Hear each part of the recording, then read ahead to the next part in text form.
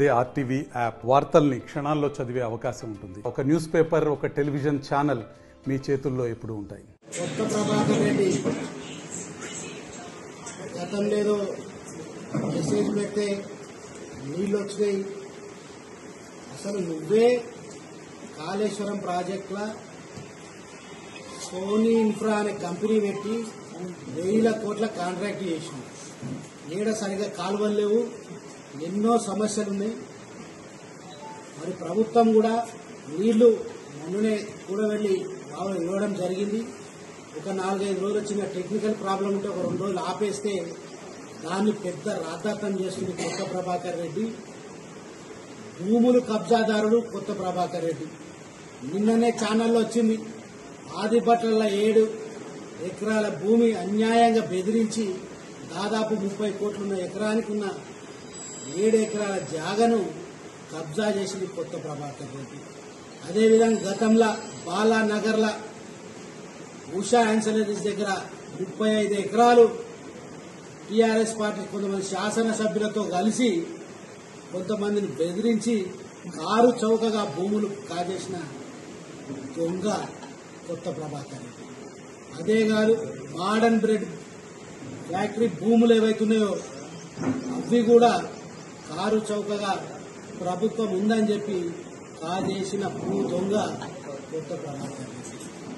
అదే కాకుండా హరీష్ రావుతో కలిసి మా ఫోన్లన్నీ ట్యాపింగ్ చేసిండు. ప్రతిరోజు మా ఫ్యామిలీస్ కావచ్చు, మిత్రులది కావచ్చు, మా పార్టీ నాయకులది కావచ్చు, మొత్తం ఫోన్ ట్యాపింగ్ చేసిండు. సాక్ష్యాధారాలతో సాక్ష్యాలు మా దగ్గర ఉన్నాయి. చేగుంట సర్పంచ్, రాంపూర్ సర్పంచ్ తనతో సంభాషించింది కూడా చెప్పడం జరిగింది. శ్రీనివాస్ రెడ్డి నీకు 3 సార్లు చేస్తే నువ్వు ఎందుకు 20 సార్లు ఫోన్ ఆయనకు చేసినావు, నీ కాల్లో నువ్వు ఎన్నిసార్లు మాట్లాడినావో నాకు తెలుసు అని అన్నప్పుడే ఏ విధంగా మొన్న ఎన్నికలప్పుడు ఫోన్ ట్యాపింగ్ పాల్పడిన కొత్త ప్రభాకర్ రెడ్డి హరీష్ రావు అర్థం పెట్టాయి. గతంలో కూడా హరీష్ రావు నా క్రెడిట్ కార్డ్ స్టేట్మెంట్లు కావచ్చు, ఇంకేదో పేద ప్రజలకు కోట్ల కేసులకు పైసలు ఇచ్చి సహాయం చేసినామని ఎన్నో TV9 ముందట ఇంకా ఇతర టీవీ ఛానళ్ల ముందు కూడా నా పైన అభియోగం మోపిందంటే కూడా ఈ ఫోన్ ట్యాపింగ్ ద్వారా వీళ్ళు 2 దొంగలు చేసిండ్రు.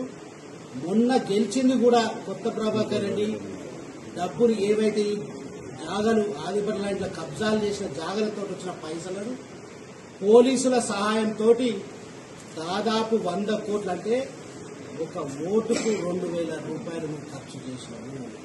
నీకు ఆ డబ్బు ఏడికెళ్ళి వచ్చింది దానికి లెక్క చూపిస్తావా? మొన్న ఫీనిక్స్ దాంట్లో కూడా నీకు మన ఈడీ నోటీసులు వచ్చినాయి. అన్నిట్లో నీ అక్రమ సంపాదన ఉన్నది. నువ్వు చాలా మంది ఇంతకుముందు కూడా సత్యం రామలింగరాజు భూములు కూడా నువ్వు కాజేసినావు. పదే మీకు డిపాజిట్ రాలేదంటారు.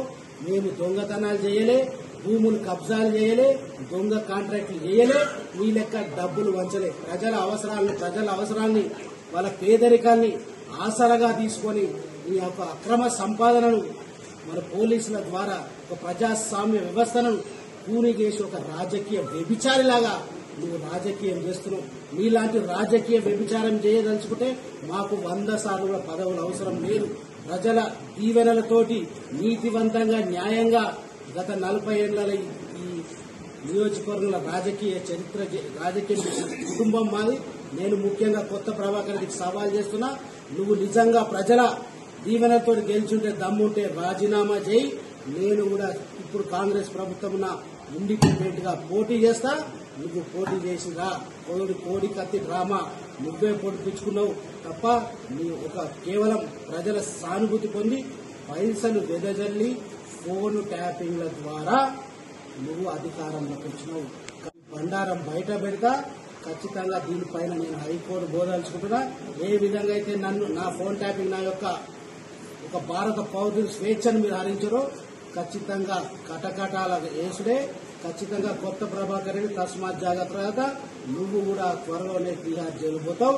దమ్ముంటే ఈ ఉప ఎన్నికల నీకెన్ని, మీ పార్టీకి ఎన్ని వస్తాయో మా పార్టీకి ఎన్ని వస్తాయో ఖచ్చితంగా సవాల్ తీసుకుంటున్నా. సవాలు స్వీకరించు. కనీసం నువ్వు శాసనసభ్యుడై ఇంతవరకు ప్రజలకు అందుబాటులో ఉండాల్సిన క్యాంప్ ఆఫీస్ కూడా ఒక్కరోజు వచ్చిన పాపాన పోలే.